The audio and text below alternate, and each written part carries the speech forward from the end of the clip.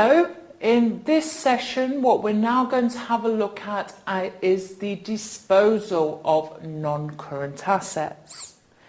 Now think about the life cycle of your tangible non-current assets. You've recorded the initial cost, debit non-current asset cost, credit bank or some other payable or loan liability.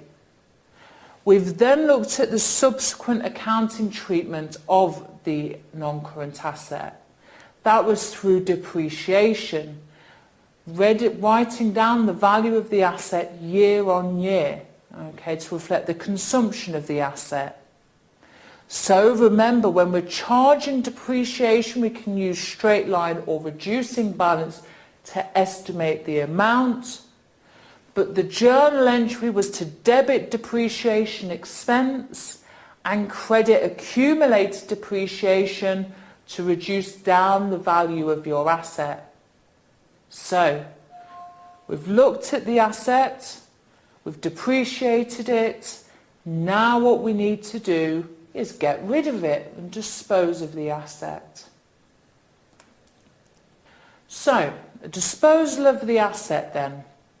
Well, when we think about a disposal, we need to think about several things. Well, if we're disposing of the asset is no longer going to be in our books anymore. So we need to remove the asset from our books. What we also need to think about is thinking about, well, what did we dispose of the asset for? Did we receive cash in return from selling that asset?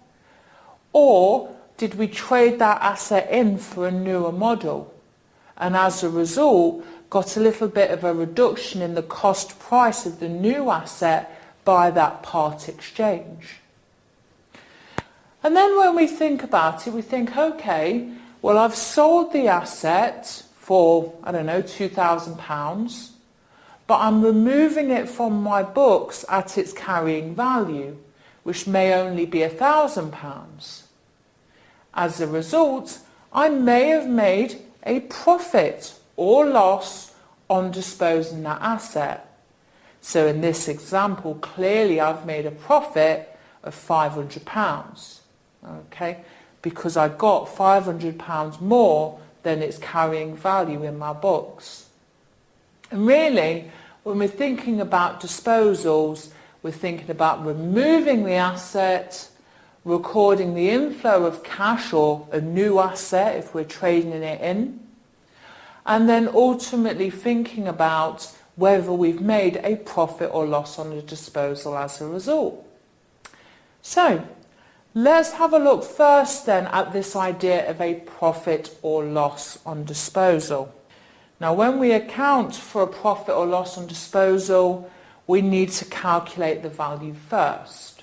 So as you can see in this diagram, which again you must learn, we're going to start off with the sale proceeds of the asset.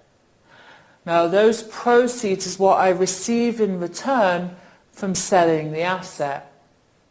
So that could be cash or a part exchange allowance.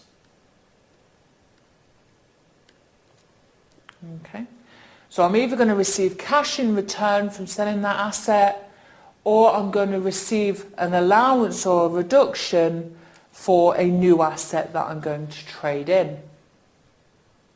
Now, sale proceeds then, I'm going to pop that in first.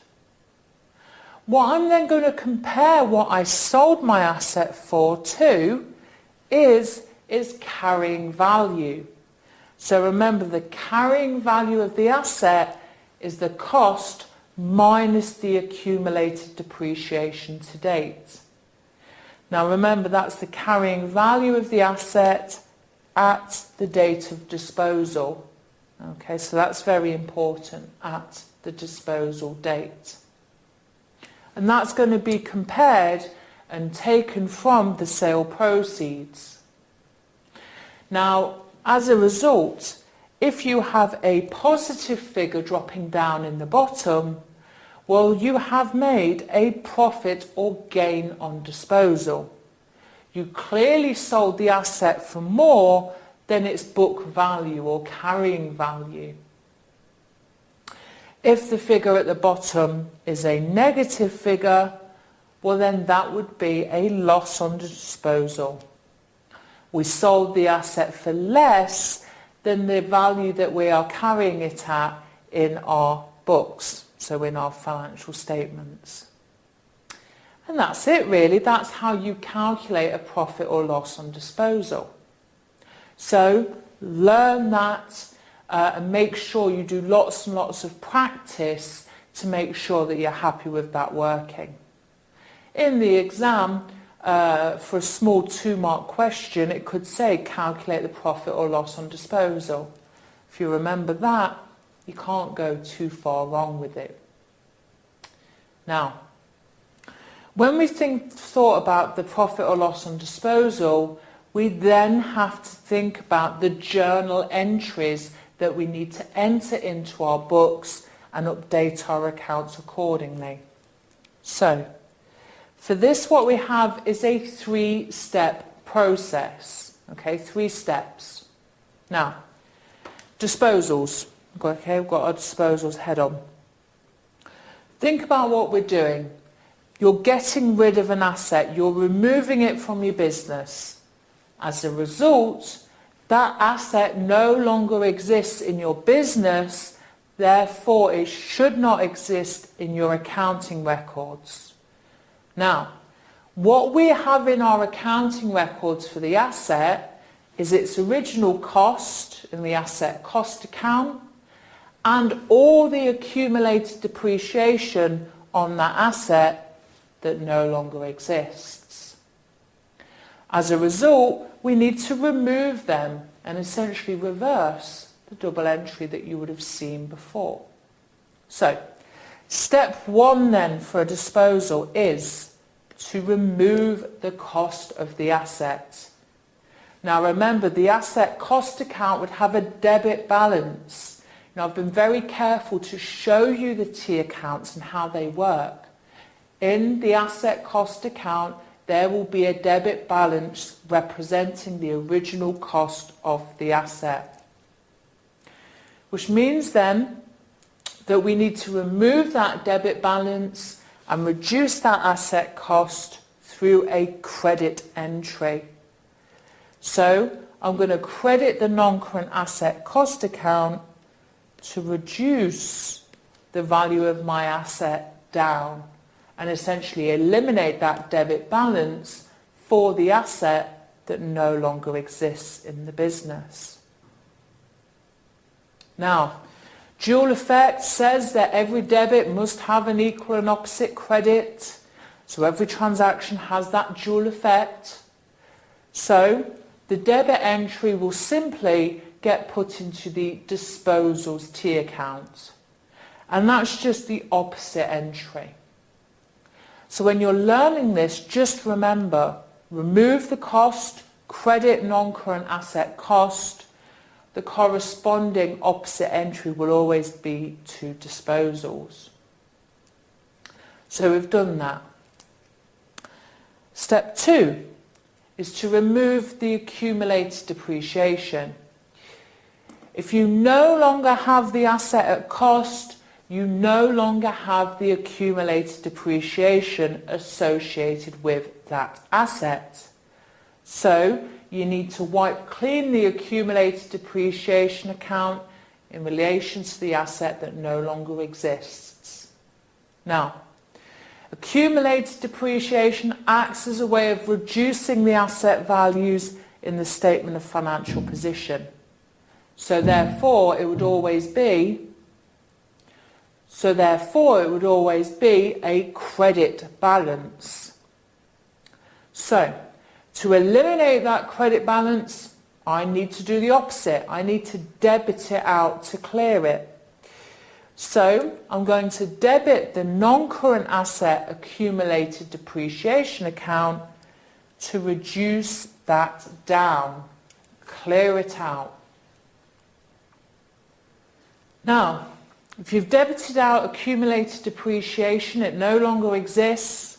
Well, the corresponding entry must always be to, you've guessed it, disposals. So if you can remember the debit to accumulated depreciation, the credit will always be to disposals. So step 1, remove the cost. Step 2, remove the accumulated depreciation on that asset that no longer exists. Now, that's step 1 and step 2. Step 3 is to deal with the sale proceeds. So, from selling that asset, you've got rid of it from your books. What are you receiving in return? Well, if we're receiving cash in return from disposing of that asset, great. If I'm receiving an asset of cash, I'm going to debit the bank account to increase my asset of cash. Okay, I've got that asset of cash in my business. There has to be a corresponding credit entry. Well, again, it's obviously going to go to disposals. So if you remember step 3, debit bank with the cash proceeds, the credit will always be to disposals. Okay, so there we have it. That's the 3-step process. Remove the cost, remove the accumulated depreciation, and deal with the sale proceeds. Now, this is dealing with sale proceeds if you've sold that asset for cash. But what if your proceeds are actually a part exchange allowance that reduces the list price of a new asset? Now, in that case, step 1 and step 2 would be the same if you have a part exchange, but there will be a slightly different step 3 if you have a part exchange. So, if I'm selling my old vehicle to a car dealership and I'm receiving a new vehicle in return, well, usually I'd receive that vehicle in return at a slightly discounted price to reflect the fact that they've now got my old asset, my old vehicle.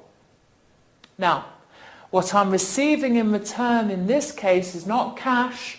I am receiving a new asset. So, first thing I'm going to do is debit the asset cost account for that new asset. And that is going to be with the list price of those goods. Okay, so the physical list price of that asset. Obviously, you are going to have to pay some money to acquire that new asset. So let's put some numbers to this then. Let's say the list price of the asset is $18,000. And you trade in your own vehicle in receipt of a new vehicle with that list price of $18,000. Now you've traded in your own vehicle and the dealership has said, okay, well, as a result of you trading in that new vehicle, that old vehicle, what you are going to receive is a $2,000 discount on that list price. Which means then that what I have to pay in cash must be the remaining amount, the $16,000. Okay, so the physical amount that I have to pay to acquire that new asset would essentially be the list price less the part exchange allowance of $2,000. So again, crediting bank to reduce down your asset of cash, because obviously you would have to pay some cash in order to acquire that new asset. Now, we then have to see and appreciate that there's a difference. The debits does not equal the credits by that allowance of $2,000. And that allowance is the proceeds from disposing your old asset. So that $2,000 we're going to credit to disposals. Okay, that is the proceeds from disposing your old asset. But rather than receiving cash in return, we're receiving a new asset with a list price of $18,000. Notice then that your debit to the new asset cost will equal your credit to the bank and the disposals. But with a part exchange, remember, the step 1 and 2 are the same. So you still need to remove the old vehicle at its cost and remove the old accumulated depreciation. Again, on the old vehicle, you're just going to replace it with a new one. So that's an alternative step 3 if you're asked to deal with a part exchange. And there we have it. That is the process to disposals. So in our next session, what we'll do is we'll have a look at an example just working through this idea of this 3-step process, and we'll see what a disposals account looks like as well. Alright, welcome back. We're now going to continue looking at disposals by essentially applying our 3-step process and the knowledge that we got in our previous session and applying that to an example. So we're going to have a look at an example now called Mrs. Kemp. So Mrs. Kemp purchased a motor vehicle on the 1st of April 2005, costing $22,000, and depreciates the asset 20% reducing balance basis with proportionate depreciation in the years of purchase and disposal. So what we need to think about in the year of acquisition and in the year of disposal, how long we held the asset for in terms of how many months. That's what we mean by proportionate depreciation. Mrs. Kemp sold the motor vehicle for $8,000 on the 1st of July 2009. Mrs. Kemp has a year end of the 31st of December each year. So remember, the year end is always very important. Let's have a look at the requirement. The requirement says, show the journal entries to record the disposal and complete the disposals ledger account, and then calculate the profit or loss arising on disposal. Okay, so lots of things to think about there. Now the first thing we need to think about is how we calculate the profit or loss on disposal. So let's have a look. We can see then, and if we remember, that the profit or loss on disposal arises when we compare our sale proceeds to the carrying value of the asset at date of disposal. Okay, and the difference between that will give you a profit or loss on disposal. So let's see what information we can get from this then. Well, they told us that the motor vehicle that Mrs. Kemp sold was sold for $8,000 on the 1st of July 2009. So sale proceeds, $8,000. Now we know our disposal date is the 1st of July 2009, but we need to find the carrying value. Remember, the carrying value is the difference between the cost and the accumulated depreciation. Well, we know the cost of $22,000, but we don't know what the accumulated depreciation is up until the 1st of July 2009. So we're going to have to do a little working for the carrying value at the date of disposal, and we'll do that just underneath. So carrying value at date of disposal. What we're going to have to do is work out the carrying value using that little list that we did in earlier chapters, particularly when we looked at depreciation. So as always, we're going to start off with the cost of the asset, and the cost was on the 4th of April 2005, and we purchased it for $22,000. And so we purchased the asset on the 1st of April 2005, and we're disposing on it on the 1st of July 2009. So we've got several years worth of depreciation that we need to accumulate along the way. So if we look then, we're doing proportionate depreciation in the year of acquisition and disposal. And we know our year ends the 31st of December. So 31st of December 2005 will be our year end, and we depreciate as an adjustment on that year end date. Now with proportionate depreciation, we're pro-rating the annual charge, and the annual charge was 20%, reducing balance, so that would be on the carrying value, which is the cost. And we're going to pro-rata it for the number of months we've held the asset, and in April 2005, April, May, June, July, August, September, October, November, December, 9 months.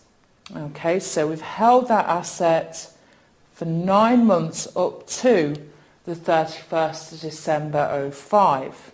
So let's depreciate. 22,000 at 20% will give us 4,400 for the year, but we only want 9 months worth of that, so 3,300 will be our depreciation charge that year. Now at this point I always find it useful to work out the accumulated depreciation rolling balance. That's going to help us later on when we look at the various process, the 3-step process for accounting for the disposal. So I'm just going to do a little column next to it called accumulated depreciation in dollars. And as we charge more depreciation, the balance on accumulated depreciation will increase with it. 3,300. Okay, and we're going to roll that up as we go. Anyway, carrying value then at the 31st of December 2005, that's going to give us 18,700. Remember, we want to work up to the date of disposal, the 1st of July 2009. So we shall proceed. Our next year ends the 31st of December 2006. We're going to charge depreciation on the asset, 20% reducing balance. And we're not disposing of the asset until 2009, so we would have held the motor vehicle for a full year. So a full year's charge would apply at 20%, should give us 3,740. Now, thinking about my balance on accumulated depreciation for a moment, we already have 3,300 sat there. We're going to add to that the 3,740, and that's going to give us accumulated depreciation at December 2006 of 7,040, so 7,040. So you can see the balance on accumulated depreciation is getting greater the more depreciation we charge. Moving on then, we'll get to our carrying value at the 31st of December 2006. Carrying value. 18,700 minus 3,740. So $14,960 will be the carrying value at that point. Continuing on then. Next year end is the 31st of December 07. We're not disposing till 2009. So depreciation at 20% of the carrying value 14,960. It's going to give us 2,992, and I'm going to add that to my rolling balance of accumulated depreciation. I have 7,040 sat there, add 2,992, that's going to give us $10,032. Okay. Carrying value 14,960 minus 2,992, 11,968, and that's our carrying value at the end of 2007. Do 2008 then. Same sort of thing again. At the year end, December 08, depreciation at 20% of the carrying value, because it's reducing balance, is going to give us 2,394 for a rounding. And if we add 2,394 to the balance of accumulated depreciation of 10,032, that's going to give us 12,426 accumulated depreciation at that date. Carrying value 31st December 08, 11,968 minus 2,394. It's going to give us 9,574 as the carrying value at the end of December 08. Now, they said it's proportionate depreciation in the year of acquisition, which we've done, and in the year of disposal as well. Now, the year of disposal is 2009, and we've held the asset up until the 1st of July 2009. So in 2009 then, we only held the asset for 6 months. So we can only depreciate the asset for 6 months up until the date of disposal, and then obviously we would dispose the asset at that point. So we're going to have to prorate the depreciation charge once again. So this time it will be at the 1st of July 09, okay, the disposal date. The depreciation charge will be 20% of the carrying value at that date, but prorated for the months of 2009 that we want to depreciate for, which was 6 months worth. So that's going to give us 957, rounding to the nearest dollar, as our depreciation charge for those 6 months that we held the asset in 2009. And add that 957 to the balance of accumulated depreciation of 12,426. That's going to give us 13,383, the balance on accumulated depreciation at the date of disposal. So, carrying value then on the 1st of July 09, the date of disposal, 9,574 minus 957 will give us 8,617, and there we are. So we've calculated the carrying value then at the date of disposal, and really practicing our technique of calculating reducing balance depreciation. Now what we can do is use this 8,617 in our profit or loss calculation. There we go. So, carrying value at the date of disposal, 8617.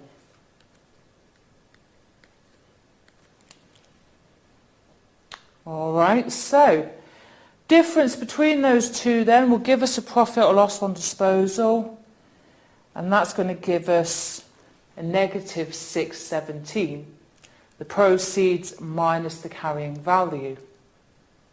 So what do you think that is? Have we made a profit on disposing that motor vehicle or a loss? You're all shouting to me, Natasha, it's a loss. And you would be right in thinking that it is indeed a loss on disposal. Remember how I said the figure that drops down at the bottom, if it's negative, it is a loss. We sold it for less than its carrying value in our books at the date of disposal. So, now we know what's happening. We know we've got a loss that we need to deal with and account for. And essentially we've calculated all the figures that we need. So now what we need to do is do our disposals journal. Step 1. Can you all remember step 1? Step 1 is to remove the cost. So, to remove the cost then, the original cost of the motor vehicle was 22,000. That would have been sat on the debit side of the motor vehicle's cost account. So to remove it, what do you think we're going to do? Debit or credit? Of course, it's going to be a credit to reduce down that asset. So we're going to credit motor vehicles cost account with 22,000 being the original cost of the asset sat there in the cost account. Now remember, if you can remember one side of the journal entry, the opposite side will always be disposals. So we're going to debit disposals to make the double entry work with that same amount of 22,000. Step 1, done. So now we move on to step 2. You'll remember step 2? Step 2 is to remove the accumulated depreciation. If you no longer have the motor vehicle, then you can't have accumulated depreciation on a vehicle that doesn't exist in your business anymore. Now, accumulated depreciation will sit as a credit balance in your statement of financial position. So therefore, to remove it, you've got to do the opposite. You must debit motor vehicles accumulated depreciation account. How much would you remove?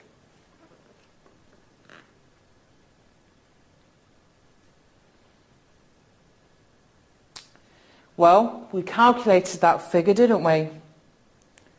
You'll see our accumulated depreciation up to the date of disposal was 13,383.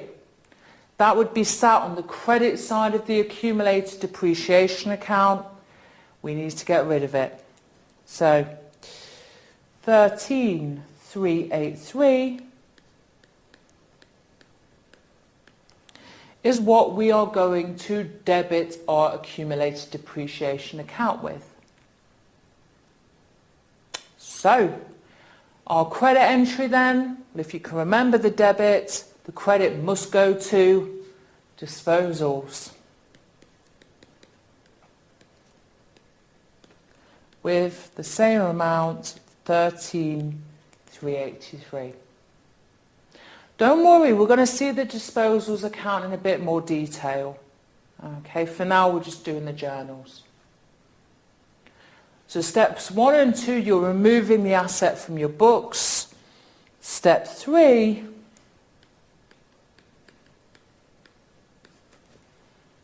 step 3 is to deal with your proceeds.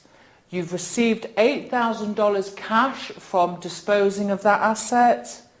So we're going to, of course, debit the bank account with $8,000. The proceeds from disposing the motor vehicle, and then credit disposals, because this is the disposals question. The corresponding entry has to go to disposals. And there we have it. There's our 3-step process now complete. So finally then, let's post all these transactions to the ledger accounts. So we're going to need a ledger account for the motor vehicle's cost, for the accumulated depreciation, and we're going to want a disposals account. We're just going to ignore the bank account because, again, looking at the bank account is not the point of this example. So as you can see, ta-da, I have my ledger accounts already prepared. Again, feel free to pause the recording to draw up your own T accounts. But now what we're going to do is proceed to complete these T accounts. So motor vehicles cost is what we're going to start off with. Remember, that's an SFP account. What we need to think about is the position of these accounts before the disposal. Now, at the date of disposal, we know what the cost is, we know what the accumulated depreciation is that we need to remove, so therefore it must be the opening balances. Now, if you're ever given an opening balance or a balance brought forward, that dead click mnemonic that I talked about will always apply. So if you have an opening asset, remember assets appear under the D in dead click, which stands for debit. So on the date of disposal then, we would have brought forward an asset cost of $22,000. Okay, that would have been carried and brought forward for the whole life of the asset up until the date of disposal. It's an opening asset. We're also now going to open up accumulated depreciation account. So motor vehicles accumulated depreciation. Remembering also that is an SFP account. And again, that's the opposite to the motor vehicles cost account. Okay, so it reduces the asset value. It's going to be a credit balance brought forward. And that credit balance brought forward, we said, was $13,383. That was all the depreciation that had accumulated on that asset up until the date of disposal. That's our opening position. Now we have those opening balances in. Now let's proceed to do the journals. Step 1 was to remove the asset cost. And we said we were going to debit disposals and credit non-current asset cost or motor vehicles cost. Let's just do the credit first. I'm just going to write here 1, so it reminds you that it's step 1 that this is coming from. We're going to credit the cost account and take the debit to disposals, $22,000. Notice then that that would leave no balance on your ledger account. That motor vehicle is now gone. We said the debit was going to disposal, so we're going to have to open up a third ledger account called disposals. There we go. So disposals with step 1 being the motor vehicle cost of 22,000. So that's step 1. Step 2 is to remove the accumulated depreciation. We said we were going to debit accumulated depreciation to clear it. So step 2. Our corresponding entry will go to disposals with the amount that we need to remove the accumulated depreciation on the disposed asset, 13,383. Notice that account balance is now, there is no accumulated depreciation left. The credit entry will go to disposals. So, accumulated depreciation on that motor vehicle, 13,383. Okay, so that's steps 1 and 2 done. Step 3 is to post a journal for the proceeds. So we said we're not going to bother with the bank account, but if you did, you can open up a T account called bank and debit it with $8,000 proceeds. We'll just do the credit to disposals, being the cash proceeds, or you can call that bank, 8,000. And that would be your 3-step journal done.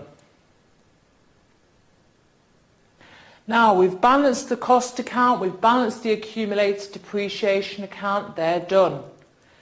Now we've just got to balance disposals.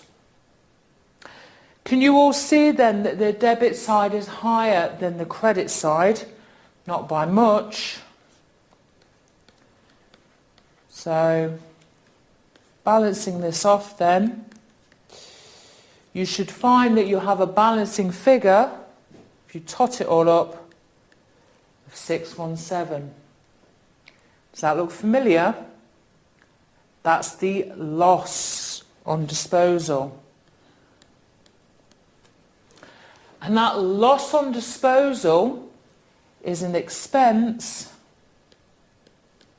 to the statement of comprehensive income.